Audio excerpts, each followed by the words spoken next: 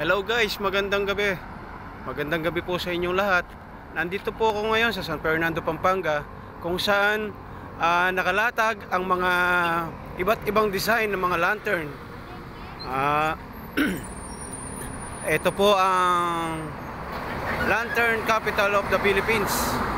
Ito po, San Fernando, Pampanga. Dito po yan sa Gapan, Olongapo Road. Ayan po guys, iba't ibang design po ang mga naka-display po dyan.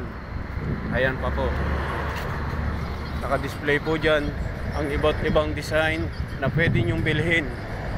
Ayan, lahat po ng poste meron na po. Ayan, hanggang doon po yan. Nagkaharera-rera po, halera yung mga